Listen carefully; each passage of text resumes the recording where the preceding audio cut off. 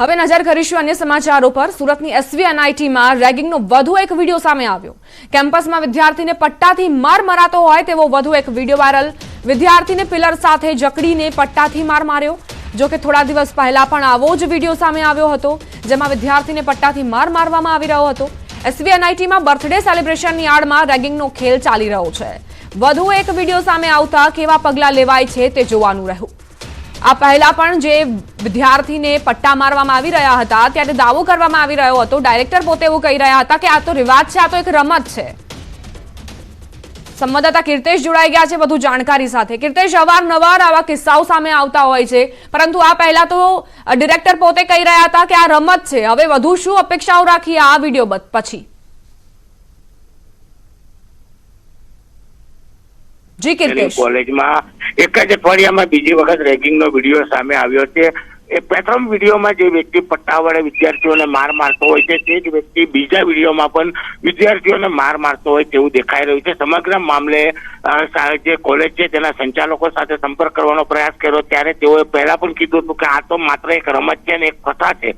તો પ્રથા આ પ્રકારની હોય, વિદ્યાર્થીને પટ્ટા વડે માર મારવાની આ કયા પ્રકારની પ્રથા છે? રેગિંગ કરવામાં આવે છે, પણ રેગિંગને લઈને કોઈ પણ ફરિયાદ દાખલ કરવામાં નથી હોતી। ફર્સ્ટ બંને વિડીયોમાં દેખાય છે, પહેલા વિડીયોમાં પણ રેગિંગ હતી અને આ જે બીજો વિડીયો જે સામે આવ્યો છે, એટલે કે એક જ અઠવાડિયામાં એક જ કોલેજના બે વિડીયો સામે આવ્યા છે।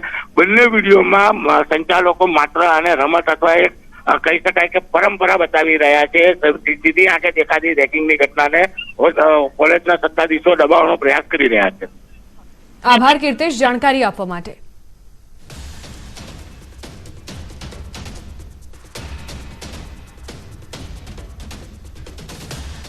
વધુ એક સમાચાર સુરતથી જ।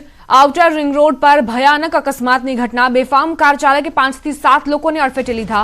કારની અડફેટે આવતા 2 લોકોના ઘટના સ્થળે મોત। કાર ચાલક નશાની હાલતમાં હોવાનો આક્ષેપ। કારમાં સવાર તમામે ડ્રિંક કરેલું હોવાનો પણ આક્ષેપ છે। કારની સ્પીડ 130 કિલોમીટર પ્રતિ કલાક હોવાની આશંકા। બીજા અન્ય ઘાયલ લોકોને હોસ્પિટલ ખસેડવામાં આવ્યા। ઘટનાની જાણ થતાં પોલીસ પણ ઘટના સ્થળે દોડી આવી છે।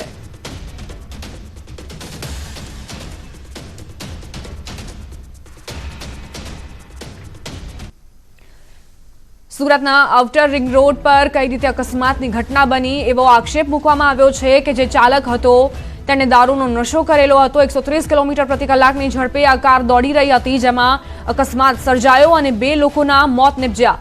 અન્ય જે વ્યક્તિઓ ઘાયલ થયા છે તેમને તાત્કાલિક હોસ્પિટલમાં ખસેડવામાં આવ્યા છે। કારની દુર્દશા પણ જુઓ, કઈ રીતે આ અકસ્માત બાદ કારની દુર્દશા થઈ છે। લગભગ વધારે સ્પીડમાં છે, 40 આજુબાજુ 150 આજુબાજુ હોય છે। એમાં બધાને અડફેટે લઈ લીધા, લગભગ 4-5 કેસ।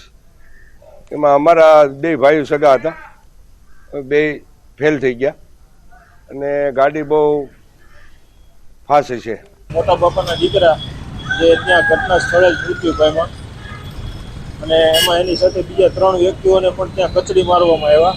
આ લોકો બેફામ ગાડી ચલાવી છે લોકોએ, અને એ લોકોએ ડ્રિંક્સ પણ કરેલું હતું એવું કહે છે। નશામાં હતા અને રોંગ સાઈડમાં સામેની સાઈડ ઉપર ગાડી ચલાવીને આ લોકોને ગંભીર અકસ્માત કરીને મોતને ઘાટ ઉતારવામાં આવ્યા।